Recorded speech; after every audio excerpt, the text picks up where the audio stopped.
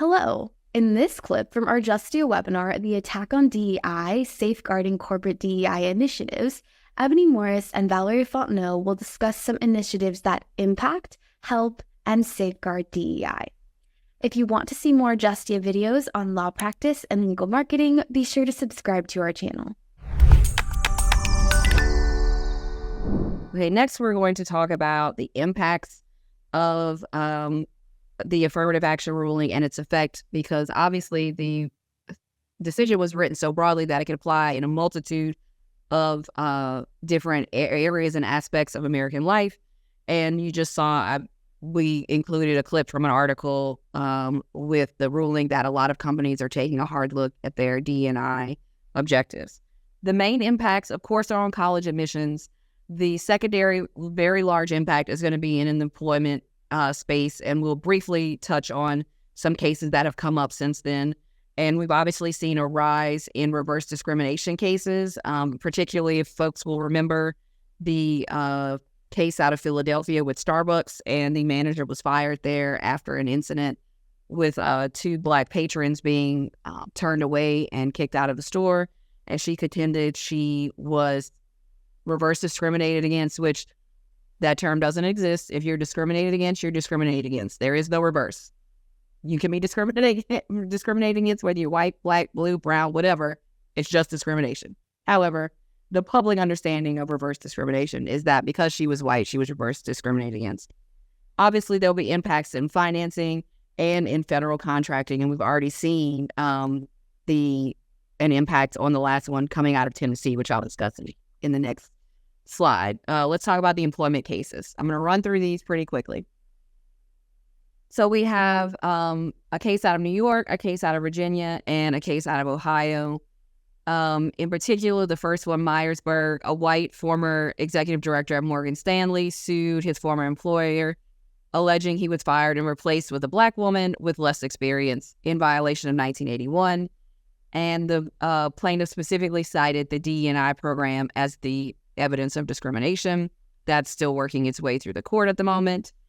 Then the Bradley et al. Versus the Gannett Company, also plaintiffs who were laid off sued over its alleged, again, reverse discrimination policy in response to its express commitment to having staff demographics reflect the communities that they cover in violation of Section 1981.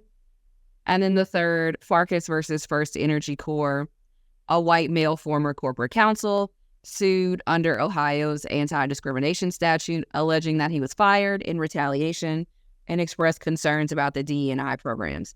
So you can see that the theme here is that people are using DE&I programs as the sole basis and evidence to say that they were particularly discriminated against. I don't know why people seem to think if there's a D&I program or if a person of color is promoted, even with less experience, means that they're less qualified. We all bring different levels of experience, different viewpoints from the areas of life. And lest we forget, the point of affirmative action was not to promote unqualified minority applicants. Rather, you almost find that the minority applicants are overqualified because they get nervous about getting in, so they're overqualified to the schools that they apply to. But everyone else is going to think that they're only there because they're Black and not because they deserve to be there, which is unfortunate, because we all know that just because someone is of another race does not mean that they're not just as intelligent or have some other area of experience that they're bringing to the table. The next issue, federal contracting. So this was out of the Eastern District of Tennessee, and Ultima Services sued the U.S. Department of Agriculture and the Small Business Administration, claiming that their rebuttable presumption of the 8A program discriminated on the basis of race in violation of the Fifth Amendment of the United States Constitution. And the court in Tennessee sided in part with Ultima, holding that the rebuttable presumption did violate the Fifth Amendment, and SBA is enjoined from using it.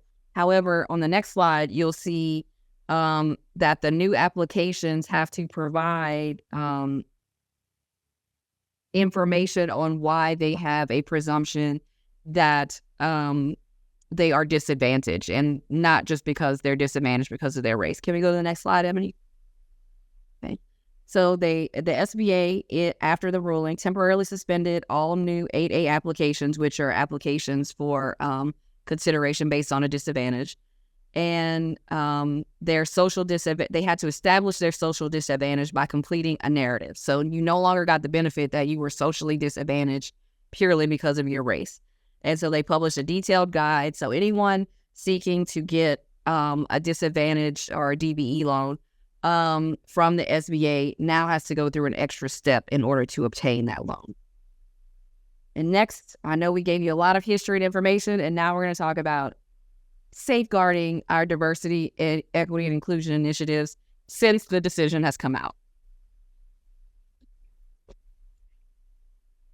All right. So what are some ways that we can do that? First, broaden the definition of diversity, right? I think historically, a lot of people connect diversity with African Americans. And over the years, it has changed, right? It's not just African Americans, but it's all people of color, women, disabled people, age, all of that is in there. And so when you're talking about crafting a DE&I initiative, don't just craft the initiative to address a particular marginalized group, right? So Val, when she was talking earlier about her undergraduate schooling and just talking about how diverse her student population was, that's a way to diversify, right? You have people from different religions, you have people from different geographic locations, you had different races, different ages, just different backgrounds, right? So that is definitely one way that you can safeguard DEI initiatives in light of the court's decision, is just broaden the initiative and make it race neutral. Okay, another way, and this kind of ties into what I'm saying earlier about diversifying or broadening the definition of diversity. You can create diverse pipelines, right? So a lot of the pipeline programs, and I'll give you one for example, you may have a minority diversity pipeline for law students, right? So that diversity pipeline will obviously be designated for law students of color. But in order to safeguard that pipeline, you can broaden it to include white women, white men, LGBTQ plus community. There are a lot of ways that you can broaden it, right? So you're not faced with one of those nasty letters from an attorney general or from a conservative group threatening to sue your company because the pipeline is not as diverse. Another approach is a blind and holistic view of the applicant, right? So is this applicant, yes, this applicant is a minority, but is this applicant first generation, right? Is this applicant of a different religion, different background? So look at the whole person, right? And not just the race of the person. Also, another thing too, you can go to companies that cast wide nets for applicants. I think a lot, in particular law firms, they fall into the trap of going to one source for applicants. And I'll give you a great example. A lot of law firms in New Orleans, they will go directly to one to two law schools, right? The more prestigious law schools in Louisiana. And at those law schools, the majority are white law students, right? And so obviously those applicant pools are majority white, or, majority rich or majority legacy, or whatever you want to call it. And they never go outside of those schools to look at applicants, right? Or qualified applicants. So those law firms obviously should cast a wider net not just go to one or two law schools, but go to all law schools. Also, go outside of Louisiana. Look outside of Louisiana. Um, there are several recruiting agencies within Louisiana that not only look for applicants at Louisiana law schools, but they go outside of Louisiana to get other qualified applicants, right? So law firms, they should obviously consider using those recruiting agencies and not just limit their applicant pool to one or two law schools in Louisiana. In the corporate context, right, I'm pretty sure there are recruiting agencies as well that can also cast a wide net for different corporations and different companies who are looking for diverse applicants. Another way that you can safeguard your DEI initiative is ask your employees, right? I don't know, Val, I don't know if your company does it, but I know my company, they send around a survey that's anonymous. I'm pretty sure it's anonymous, or at least I hope so. But they do send out surveys where they ask questions about, what can we do better? Where are we lacking? What are some ideas that you may have, right? And so that's one way that you can bring diverse ideas into the fold, is to talk to your employees.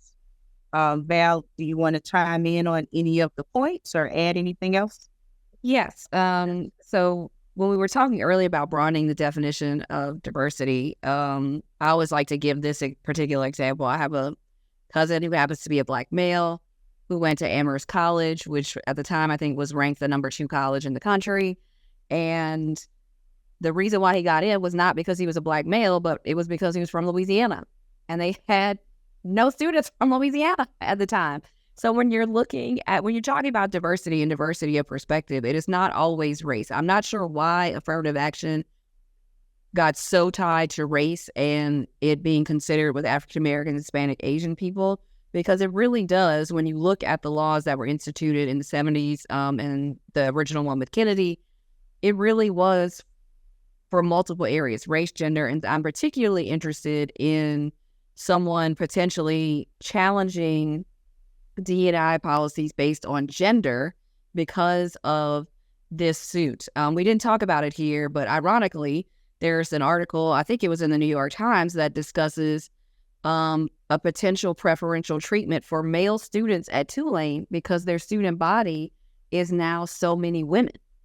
They are now having lack of men at the school. And so what do you do when you want to have a male perspective in some of your classrooms? But are you going to discriminate on the basis of gender? Is gender discrimination a compelling interest? And then what would qualify gender discrimination to meet a compelling interest that race discrimination does not? Because the Constitution virtually reads the same. It doesn't say women, doesn't say any of the things if you're looking at it in an originalist text. And so the nerd in me is ready for some of the other cases. I believe the NAACP is suing on the basis of legacy status because there are so many schools. Because when you look at entries into schools, I'm not sure why they decided affirmative action was, the evil demon in the room, because in reality, it's legacy admission and athletics admission. That's going to predominate the majority of who's getting into your school, as opposed to a student who gets rated on their entire application and only one factor happens to be their race. So, one of the things, we're getting to the takeaways. I want people to understand that, some people may think in this country that because we had a Black president or because we are where we are in the country today, that these issues are far behind us, and they're really not. I may look young. When we talk to you in the question and answer period, feel free to tell me I look young. However, I am about to be. Me too. I'm about to be 38 years old. I grew up in a town in Louisiana where until I was in the 4th grade in 1994, there was a school that I was not allowed to set foot in the doors in because I was Black. That wasn't that long ago. I mean, we're talking 30 years ago, which may sound like a long time, but when you think about it, it's not even a full generation that people think like, oh, slavery's long gone. Well, after slavery came Jim Crow and segregation. Schools weren't actually desegregated until the 60s. My parents and grandparents went to segregated schools. And when the schools desegregated, all the white people left them, and my aunt graduated with 3 people, one of which was her twin. So, I mean, these aren't issues that have left us, and there are still obviously issues and gaps in this country, which we see all the time through scientific research. Thanks for watching. We hope you enjoyed this video, and if you did enjoy it, please hit the like button and subscribe to our channel for more videos on law practice and legal marketing. See you in our next clip.